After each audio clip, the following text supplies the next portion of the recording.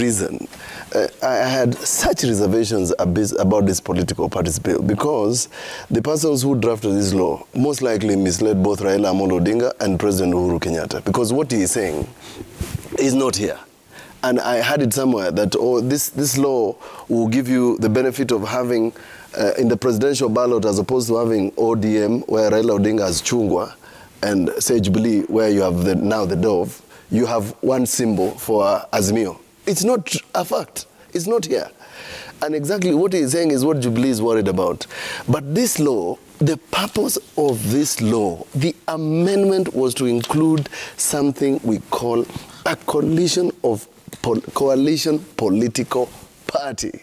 Because the definition of a political party is already in the law. And that coalition party means a coalition that is registered by the registrar of political party. That is what Azimio was supposed to be. But after we passed this law in a hurry and nobody wanted to read the details, because I bothered to ask even part of the leadership in the Senate, why not call it coalition of political parties? Because what he's talking about, Sifuna here, the good lawyer, is a coalition of political parties. But this law talks about coalition political party. It's not the same thing. And that is the reason when somebody says, is Wiper joining Azimio? I'm saying, what are you talking about? Are you walking in the dark? We don't know what Azimio is, because it's not defined. They don't know what Azimio is. They want Azimio and they want ODM at the same time. It's a proverbial hyena that walked two paths. You want this and you want the other. You can't have both. But what Gladys Bosch-Shillong is saying is correct, that the primary intention, which was not captured in this law, was to have an outfit, an amorphous outfit that goes to central Kenya and says, oh, you know, we are in this boat.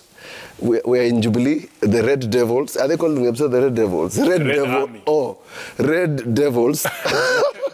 But their symbol is a dove. Red Army. Okay, the Red Army.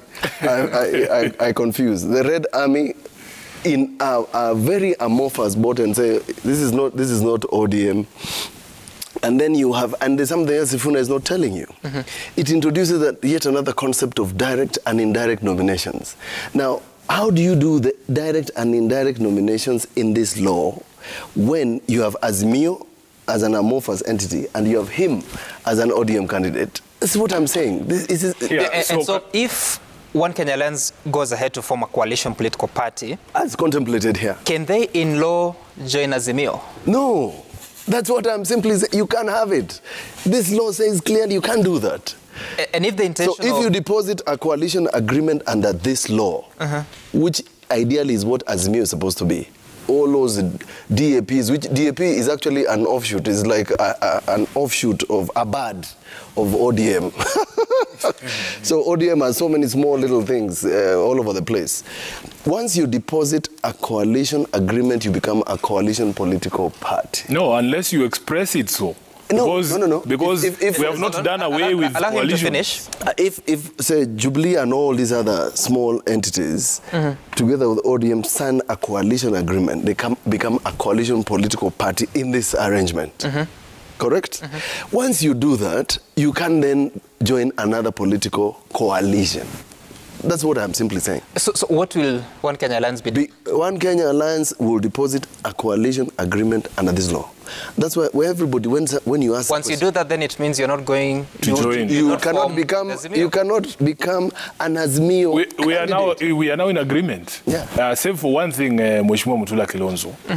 This new law did not proscribe the old coalitions. Just it did not. No. That's what I'm saying. The additional option of becoming a coalition political party is an option. It is not that it ousted the previous the coalition. intention of this law. So the intention of this law. Our intention. Just hold on. Just confirm. Yeah, the intention was to provide that option. This law was to make Azimio.